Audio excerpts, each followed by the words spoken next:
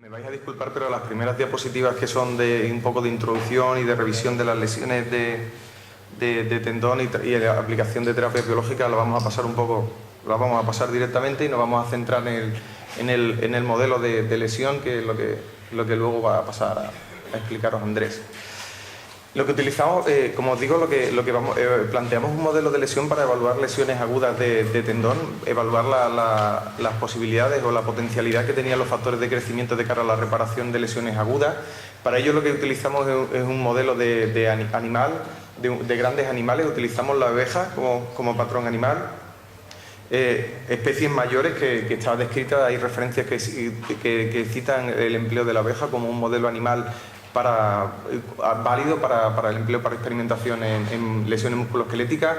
Más son animales tranquilos, de fácil manejo, y además coincide que el tendón calcáreo común, en cuanto a diámetro, disposición, estructura, es muy parecido al tendón de humana. Obviamente este estudio tiene el correspondiente la licencia de bioética de la Consejería de la Junta de Andalucía. Utilizamos 60 ovejas, todas hembras, de raza merina, adultos jóvenes, estandarizados en cuanto al peso, y obviamente animales sanos. Se comprobaba que no tenían ningún tipo de lesión ortopédica. Se repartieron en 3 grupos, 3 lotes de 20 animales, y se dividieron para hacer un lote de histopatología, otro lote se hacía para estudios de biomecánica. Un lote era de tratamiento con PRGF, otro lote tratado con salino, infiltrado con salino, y luego se utilizaron tendones sanos como control. Y se establecieron 3 tiempos de tratamiento, de sacrificio. El tiempo de estudio a 2 semanas, a 4 semanas y a 8 semanas. Sobre la obtención y la preparación del PRGF, solamente comentar, bueno, con diferencia a lo que se ha comentado, utilizamos el protocolo descrito por Eduardo Anitua para la obtención del PRGF en oveja, que la variación es que las G son de 630 en vez de 460 como en humana. La activación igual con cloruro cálcico, y las infiltraciones, se hicieron 4 infiltraciones en todos los animales, excepto en el de que se sacrificaban a las 2 ovejas, una infiltración en el momento de la intervención y luego 3 infiltraciones más con una periodicidad de 1 semana, con lo cual las sacrificadas a las 2 semanas solamente tenían la infiltración del momento intraoperatorio y luego la de la semana postoperatoria, puesto que la semana siguiente fue su momento de sacrificio. El protocolo anestésico seguido. Y bueno, lo que os digo, utilizamos el tendón calcáneo común como modelo, un tendón grande, de fácil acceso, de longitud y grosor similar al de humana. La intervención quirúrgica se hizo de manera estandarizada, fija y repetida, y de forma repetida. Eran los mismos cirujanos siempre los que repetían la intervención de cara a tratar de estandarizarla. La exposición quirúrgica se hacía de forma lateral, la incisión en piel, para respetar la integridad de la zona dorsal, puesto que estaba planeado hacer un seguimiento ecográfico del tendón para que no interfiriera con la posición de la sonda ecográfica. Una vez accedido al tendón, incisión de piel, subcutáneo, paratenon, se hacía la exposición y aislamiento de todo el tendón, y lo que se hacía era presituar un patrón de triple polea. Era el patrón de sutura elegido para restablecer la integridad del tendón una vez realizada la tenotomía. Una vez se presituaba el patrón de triple polea, que lo que se hacía era que las 3 suturas a cada lado de la tenotomía se planteaba siempre a 1 centímetro del borde de resección, y además siempre la tenotomía se hacía 5 centímetros proximal a la apófisis del calcáneo. Lo que se hacía era proteger la sutura íntegramente y hacer una tenotomía completa del tendón calcáneo común. Una vez se hacía la tenotomía, lo que hacíamos era tensar el patrón de triple polea y anudarlo utilizando un monofilamento no reabsorbible. Se hacía la sutura del paratenon con un monofilamento reabsorbible, y una vez hecha la sutura del paratenon, entonces se hacía una infiltración con 2 mililitros de PRGF, era lo que habíamos aislado, de manera que 1 centímetro cúbico se infiltraba en el borde de resección, en el muñón distal del corte a cada lado, distal y proximal, infiltrando 1 centímetro, como digo, a cada lado.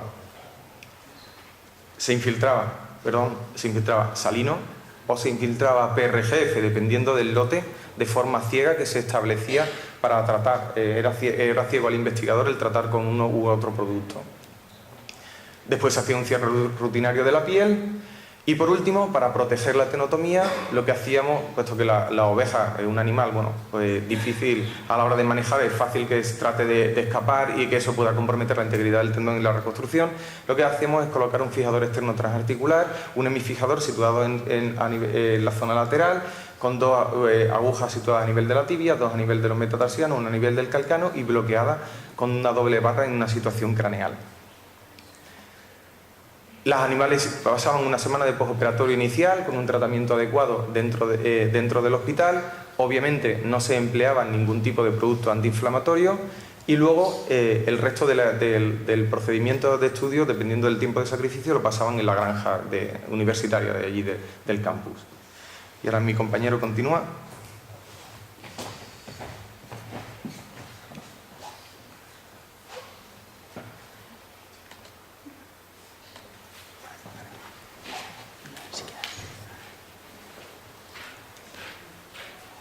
Muy bien, a ver. Bueno, como bien ha contado Juanma, el modelo experimental, yo ahora voy a pasar a comentar un poco los resultados que hemos obtenido tras realizar un análisis histopatológico de esas muestras de los tendones, ya os digo, a las 2, a las 4 y a las 8 semanas del tratamiento, ¿de acuerdo? Entonces, en un principio, para realizar un análisis histológico del tendón operado, es necesario también evaluar una serie de parámetros importantes que se evalúan histológicamente. Por un lado, es necesario estudiar esos fibroblastos que, a fin de cuentas, son la célula clave en el proceso de cicatrización del tendón.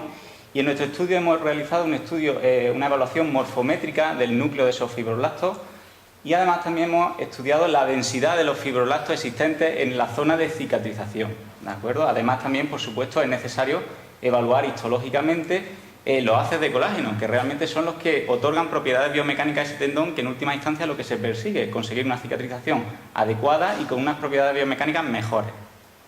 También se evaluó la respuesta vascular existente en la zona de la reparación, el grado de inflamación y también se estudió el ratio existente entre el colágeno tipo 1 y tipo 3. Bien, un poco a modo de introducción os presento aquí una imagen histológica teñida con hematoxilina osina de un tendón de Aquiles normal de una oveja sana, sin ningún tipo de patología, donde básicamente lo que se ve en esta imagen histológica es haces de colágeno densamente empaquetados, organizados a lo largo del eje longitudinal del tendón o el eje de carga del tendón, que viene representado por esta línea punteada, y de manera eventual vemos escasa celularidad, que consiste básicamente en tenocitos, fibrocitos, un tipo de fibrocito existente en el tendón adulto, de acuerdo, con escasa actividad metabólica. Cuando ocurre un daño tendinoso, un daño tan agudo como el que nosotros hemos realizado en nuestro modelo experimental, aparece una desorganización generalizada de toda la estructura de colágeno de ese tendón, aparecen procesos de neovascularización, procesos inflamatorios y en definitiva se produce una desorganización estructural de los haces de colágeno que llevan como consecuencia un empeoramiento de las propiedades biomecánicas de ese tendón. Esta es una imagen obtenida en la fase proliferativa de la cicatrización, aproximadamente 2 semanas después del daño. A medida que va evolucionando el proceso cicatricial, vamos viendo cómo va disminuyendo la celularidad en la zona de cicatrización y esas células van cambiando su morfología, y si en la imagen anterior veíamos que eran células muy globosas, con un núcleo muy globoso, progresivamente van adoptando una morfología más alargada y más similar a lo que sería un tenocito, ¿de acuerdo? Además también de manera progresiva vamos observando una organización progresiva a lo largo del eje longitudinal del tendón de las fibras de colágeno. Bien, toda esta mejoría o esta organización progresiva de la estructura de colágeno, a fin de cuentas, lo que nos lleva es a una mejoría también de las propiedades biomecánicas de ese tendón. En nuestro estudio, dentro de los parámetros morfométricos del núcleo de los fibroblastos, hemos evaluado la orientación de ese núcleo, de ese fibroblasto, con respecto al eje longitudinal del tendón.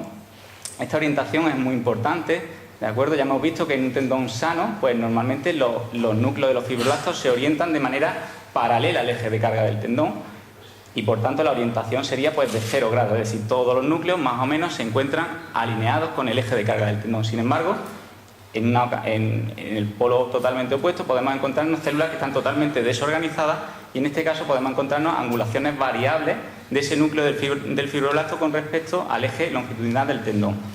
Y también hemos evaluado el aspecto del núcleo, es decir, la forma o la elongación que tenía ese núcleo, sencillamente dividiendo el eje menor entre el eje mayor de ese núcleo, de ese fibroblasto, de manera que podemos tener un valor de 1 cuando ese núcleo es de manera circular, algo que no aparece de manera normal en un tendón de una oveja sana, o sea, que es algo totalmente anómalo, y lo más normal es que el valor del aspecto del núcleo se vaya acercando a 0, es decir, tendríamos un núcleo celular completamente fusiforme.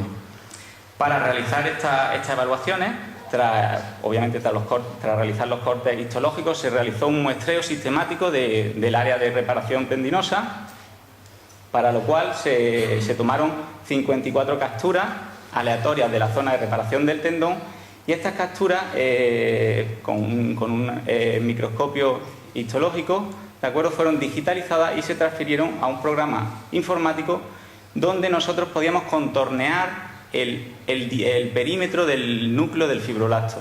¿De acuerdo? Y a continuación, una vez que teníamos definido el perímetro de este fibroblasto, nos permitía calcular tanto el eje mayor, el eje menor, así como la orientación con respecto al eje de carga del tendón. Muy importante, todas las imágenes histológicas las tomábamos siempre manteniendo en la misma posición el eje de carga del tendón, que previamente lo habíamos definido. ¿De acuerdo?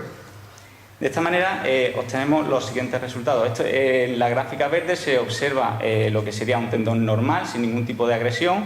La columna azul sería el control salino y la columna roja sería el tratamiento con plasma rico en factores de crecimiento. A las 2 semanas no observamos diferencias en el núcleo de los fibroblastos con respecto a la orientación del núcleo.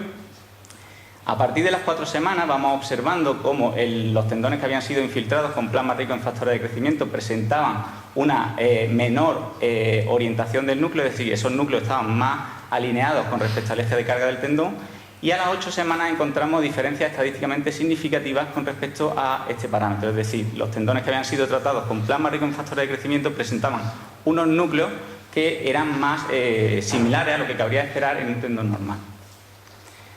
En cuanto al aspecto del núcleo, es decir, a su morfología, también encontramos unos resultados parecidos. A las 2 semanas no encontramos diferencia entre los dos grupos de estudio, y a partir de las 4 semanas observamos una tendencia que se hace significativa a las 8 semanas. Es decir, los núcleos de los fibroblastos en estos tendones tratados con plasma rico en factores de crecimiento presentaban una morfología más alargada en comparación con los fibroblastos del grupo salino.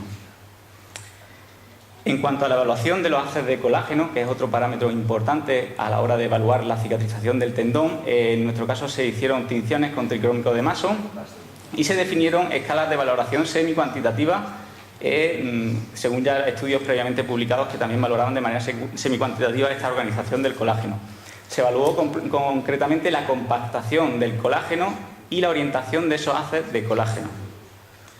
Os muestro algunas imágenes significativas donde a las 2 semanas apenas vemos diferencias con respecto a la compactación de los haces de colágeno. Sin embargo, de nuevo, a partir de la 4ª semana y sobre todo a las 8 semanas, observamos cómo los tendones que habían sido tratados con plasma rico en factores de crecimiento presentaban un mayor grado de compactación de esos haces de colágeno. ¿De acuerdo? Esto sería la gráfica. Bien, y con respecto a la orientación de los haces de colágeno, de manera similar, también observamos cómo a partir de la 4ª y sobre todo a la 8ª semana, observamos cómo esos haces de colágeno, al igual que el núcleo de los fibroblastos, se iban haciendo más paralelos al eje de carga del tendón. Bien, aquí serían los resultados gráficos. Otro aspecto también importante es la cuantificación, o sea, contar directamente esos fibroblastos. Para ello se utilizó de nuevo un programa de análisis de la imagen microscópica, se superpuso una plantilla de contaje. Y es importante tener en cuenta un detalle importante, y es que el tendón es un tejido que en condiciones normales tiene muy baja densidad celular. Cuando se somete a una agresión se produce un crecimiento exponencial en la densidad celular, correspondiente sobre todo durante la primera fase inflamatoria, que sigue aumentando durante la fase proliferativa, y a partir de la aproximadamente 2ª o 3ª semana empieza a decaer esa celularidad. Nosotros hicimos sacrificio en la semana 2, en la semana 4 y en la semana 8. Esta sería una evolución más o menos normal de lo que ocurre con respecto a la celularidad de un tendón.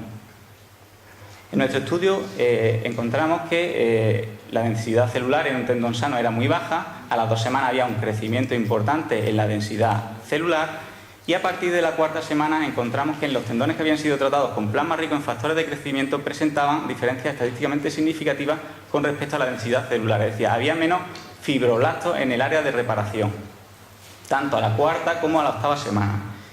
Eso nos hace pensar que estos tendones que habían sido tratados con plasma rico en factores de crecimiento se encontraban más avanzados en la curva normal de celularidad que cabría esperar en un tendón, en el proceso de cicatrización del tendón. Es decir, estamos consiguiendo con este tratamiento desplazar hacia la izquierda, hacia la derecha, perdón, el momento que cabría esperar normal con respecto a la celularidad. Es decir, estos tendones en esta 4ª semana presentaban una celularidad que sería la que cabría esperar, por ejemplo, en una semana más avanzada.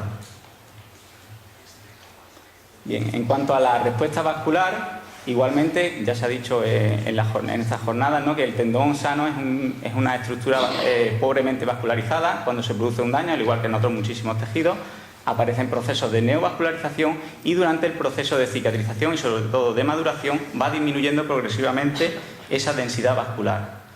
En nuestro estudio encontramos que en el tendón sano había muy poca densidad vascular. La densidad vascular también fue contada directamente con el programa de análisis informático, ¿de acuerdo? A las 4 semanas nos encontramos que en los tendones que habían sido tratados con plasma rico en factores de crecimiento había menor cantidad de vasos sanguíneos y se alcanzaban diferencias estadísticamente significativas a las 8ª semana. Esto nos hace pensar que en este tratamiento con plasma rico en factores de crecimiento produce una involución vascular más rápida que la simple infiltración con solución salina. ¿De acuerdo? Aquí igual mostramos algunas imágenes de la densidad vascular.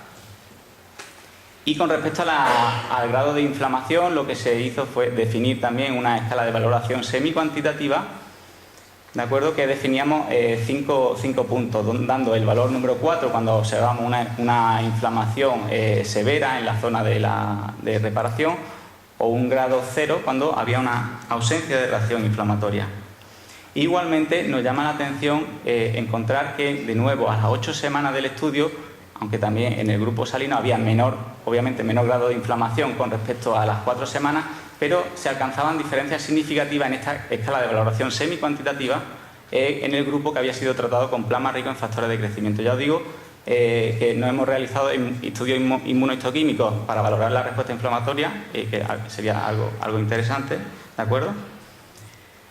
Con respecto al colágeno tipo 1 y tipo 3, comentar simplemente que el tendón básicamente está compuesto por colágeno de tipo 1 y el colágeno de tipo 3 aparece cuando encontramos normalmente procesos patológicos, procesos de reparación y demás. Es un colágeno que tiene unas propiedades biomecánicas inferiores a las de tipo 1. Por tanto, en el tendón sano básicamente nos encontramos colágeno de tipo 1 y en el tendón patológico, en proceso de cicatrización, nos encontramos básicamente colágeno tipo 3. Para esto sí se realizaron técnicas inmunohistoquímicas para valorar el tipo de colágeno que existía y se definieron escalas semi-cuantitativas para valorar la intensidad de la reacción, así como la extensión de la reacción. Y encontramos que con respecto al colágeno de tipo 1 había diferencias estadísticamente significativas en el grupo del grupo plasma rico en factores de crecimiento a las 8 semanas con respecto al grupo salino, mientras que a las 4 semanas en ambos grupos había poca tinción con colágeno de tipo 1. Y con el colágeno de tipo 3, si bien las diferencias no eran tan marcadas, nos dio la imagen de extensión, tanto de extensión como de intensidad de la reacción, que en el grupo salino había una mayor presencia de colágeno tipo 3, pero ya os digo, sin alcanzar diferencias significativas en ninguno de estos grupos. Como conclusiones, básicamente pues podemos en primer lugar decir que en nuestro estudio experimental la infiltración con plasma rico en factores de crecimiento no produjo ningún efecto deleterio sobre la cicatrización tendinosa ni sobre la salud general de los animales. Que estos tendones tratados con plasma rico en factores de crecimiento presentaron un proceso de cicatrización más avanzado tanto a las 4 y sobre todo a las 8 semanas en comparación con los tendones que habían sido tratados con solución salina, y que esta infiltración con plasma rico en factores de crecimiento produjo una mejor organización de esas fibras de colágeno y un menor grado de inflamación, así como una más rápida regresión de los vasos sanguíneos. Comentaros eso, que bueno, estos trabajos están publicados han sido recientemente publicados en el Journal of Bone and Joint Surgery, la edición americana, y también ha dado lugar a varias comunicaciones científicas en varios congresos, tanto de veterinaria como de medicina humana. ¿De acuerdo? Dar las gracias, por supuesto, a la Fundación García Cugaz por el apoyo recibido y, por supuesto, a todos los compañeros del Departamento de Medicina y Cirugía Animal, tanto de la Facultad de Veterinaria de Córdoba como de Valencia, que han colaborado en todo este estudio experimental. Pues muchas gracias por vuestra atención.